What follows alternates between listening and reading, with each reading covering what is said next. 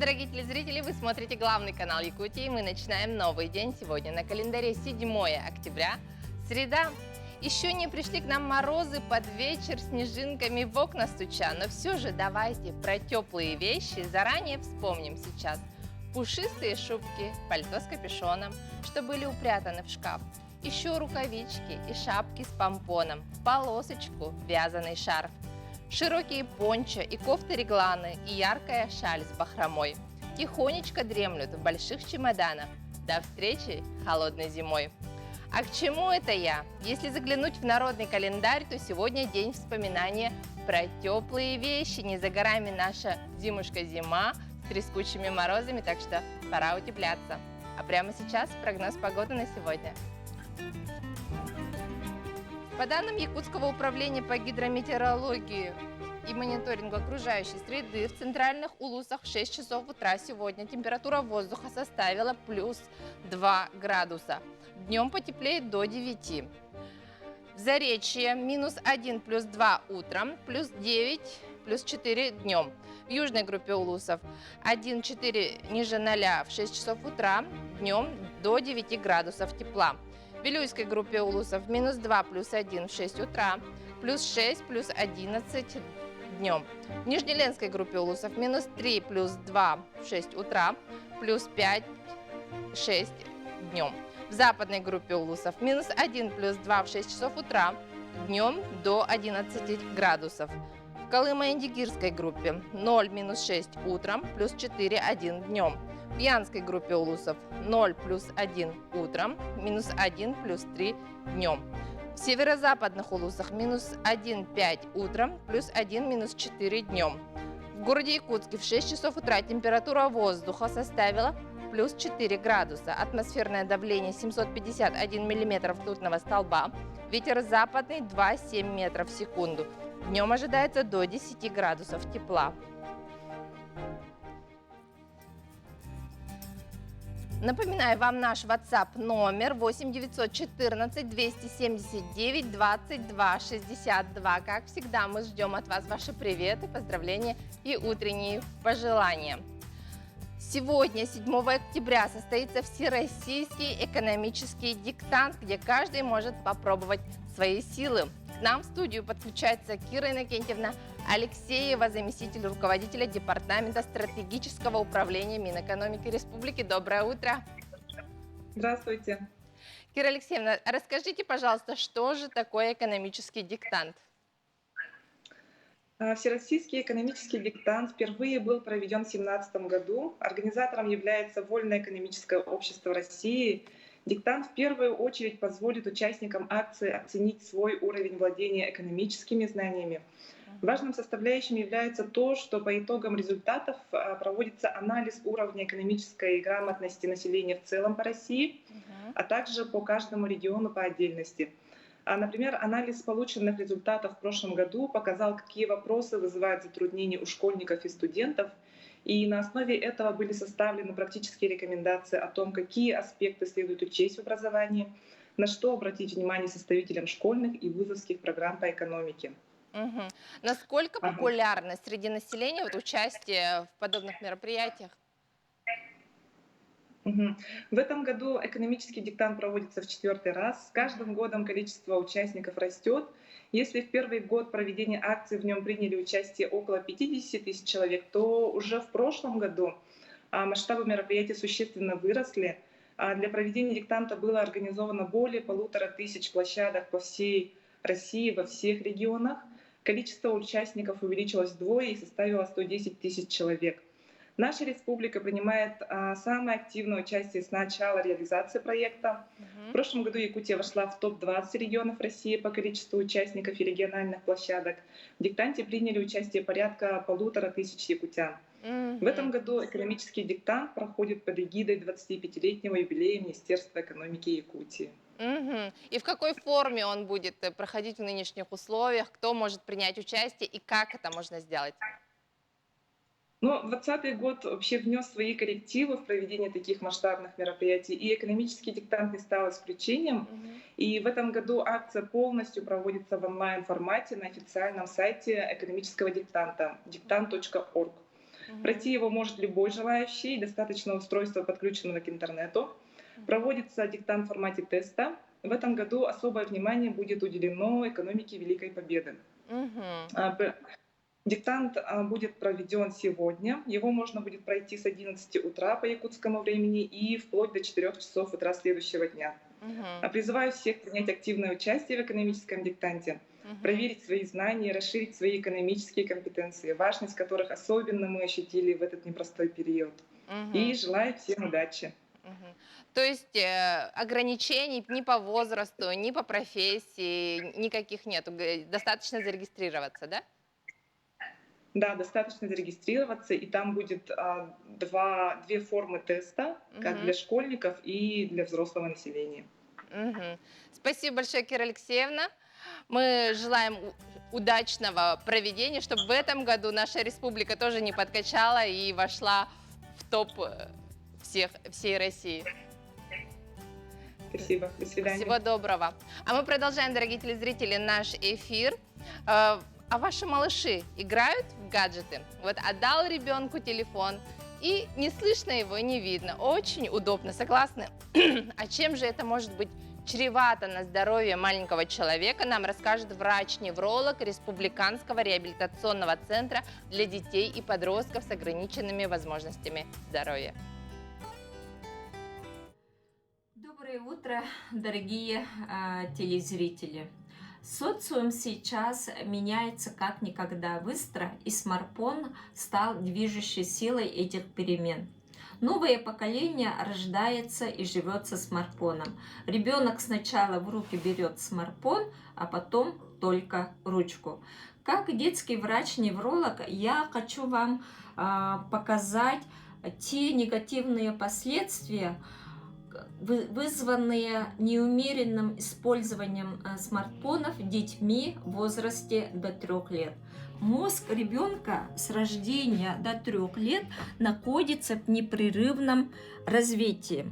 Головной мозг ребенка накапливает ощущения, которые идут от тела ребенка, и также ощущения, которые идут от внешней среды, в одно единое целое. Допустим, наш годовалый ребенок, он уже ходит, то есть у него тело работает против гравитации. Потом этот ребенок идет, хватает игрушку. Здесь уже работают суставы, и вот работают вестибулярные и пропрецептивные анализаторы. Берет эту игрушку, на ощупь он знает, что она холодная, тяжелая, работает тактильный анализатор, ощущает вкус, запах игрушки, потом он рассматривает вот эту игрушку, и также он слышит, как звучит данная игрушка. И с этих ощущений головной мозг делает такую цельную карту из этих частей, да, и потом на основе этой цельной карты психика ребенка будет работать грамотно и слаженно. А в чем будет проявляться нарушение процесса сенсорной интеграции? У ребенка мы увидим, у данного ребенка задержку развития, также те или иные поведенческие нарушения. Теперь посмотрите, у нас ребенок не играет реальной игрушкой, да, а видит эту игрушку на гаджете. У данного ребенка будет работать зрительная и только слуховая. Возраст 6 месяцев – это основной возраст для формирования осанки. То есть, потому что речь – это высшая форма движения. Если нарушена осанка, то будет задержка речи. Таким образом, в заключение хочу сказать, дорогие родители, что в нашем центре с 2019 года работает отделение для детей раннего возраста. Там для ваших детей будет проводиться мультидисциплинарная помощь. То есть это помощь со стороны врача-невролога, врача лечебной физкультуры, со стороны логопедов, психологов и специалистов по сенсорной интеграции. В сентябре многие жители частного сектора города Якутска начали получать квитанции с разными суммами задолженности по вывозу твердых коммунальных отходов. Напомним, что с января прошлого года по всей стране вывоз бытового мусора осуществляют региональные операторы. Оплата взимается с каждого прописанного человека в доме. Правомерны ли требования регионального оператора об оплате услуг по вывозу бытового мусора с жителей частного сектора, мы попросили разъяснить руководителя управления государственного строительного жилищного надзора Республики Саха-Якутия Павла Анатольевича Аргунова. Доброе утро, Павел Анатольевич. Доброе утро. Расскажите, пожалуйста, законны ли требования регионального оператора об оплате за вывоз мусора с жителей частного сектора? Да, действительно, данные требования закон был принят, в соответствии с которым вот именно по вывозу твердых бытовых отходов заключается договор. При этом договор заключается офертно. Ну, то есть региональный оператор размещает на своем сайте, размещает в средствах массовой информации, и в случае, если в течение 15 дней от гражданина не поступают какие-то претензии по данному договору, то, соответственно, на 16 дней считается, что этот договор заключен. То есть не обязательно человеку идти в компанию, в офис и заключать, да? Это такая открытая оферта, да, получается? Да, это открытая оферта. Разъяснения по данному закону во всех средствах массовой информации заблаговременно были произведены, но, как у нас всегда бывает, пока гром не грянет, никто не перекрестится. А на каком расстоянии мусорные баки должны быть расположены от двора частного, от дома? И многие, мы слышим, жалуются, что мусорных баков вообще не видели в глаза. Да, действительно, есть требования Санпина, в соответствии с которым санитарные точки с баками должны быть расположены в пределах от 20 до 100 метров от жилого дома, то есть в шаговой доступности. И также санитарная точка должна иметь непроницаемое покрытие, то есть либо бетон, либо асфальт. С 3 сторон должно быть закрыто, чтобы, например, ветром не продувало, и по возможности иметь озеленение, а также иметь доступ транспорта. К сожалению, не в местах можно найти такое месторасположение, во-первых. Во-вторых, обязанность по строительству таких санитарных точек возложена на органы местного самоуправления, у которых, естественно, денег таких больших нету, и, соответственно, работа проводится очень медленно. Но, тем не менее, такие требования имеются по вывозу бытовых отходов. В случае, если в радиусе 100 метров у вас не имеется санитарной точки, то, в принципе, вы можете потребовать перерасчет у регионального оператора и, соответственно, не оплачивать эти услуги в связи с тем, что услуги не оказываются. А есть ли какая-то другая альтернатива по вывозу мусора с частного сектора, кроме этих мусорных санитарных точек? Да, с прошлого года, если не ошибаюсь, с ноября прошлого года, как пилотный проект, региональный оператор по городу Якутску начал реализацию проекта «Мешковый вывоз», то есть это вывоз прямо практически с территории частных домовладений в межкатарах. Я, например, проживаю тоже в частном секторе. Я тоже был противником этой политики, но месяц назад я оплатил все долги, и ко мне приезжают, забирают. В принципе, очень удобно. Мгм. Павел Анатольевич, вот Если- подводя итоги, давайте очень кратко скажем, что должен знать житель частного сектора.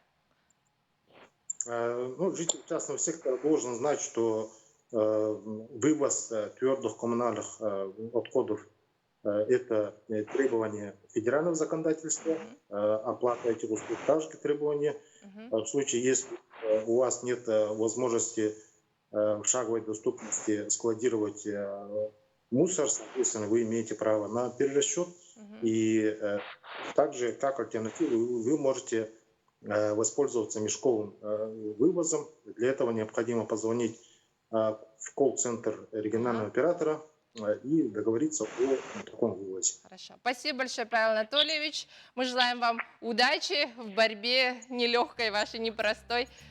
Хорошего дня. А мы продолжаем, Спасибо. дорогие телезрители, наш эфир. Подготовка кадров для таких жизнеобразующих отраслей, как строительство и ЖКХ. Где готовят кадры, по каким программам? К нам в студию подошла директор коммунально-строительного техникума Светлана Валерьевна Калинина. Доброе утро. Светлана Валерьевна, расскажите, пожалуйста, о своем колледже, какие кадры готовите.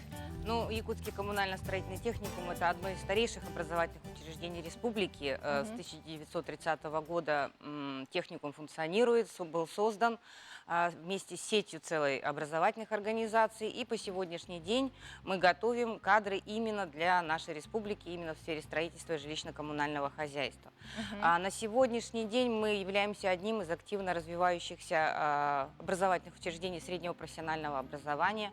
Активно участвуем во всех пилотных проектах, во всех программах, следим за национальными проектами, потому что в рамках этих проектов реализуются большие строительные объекты, стройки, так скажем, века, да? Поэтому мы стараемся идти в ногу со временем и помогать нашим жителям находить себя на рынке экономики.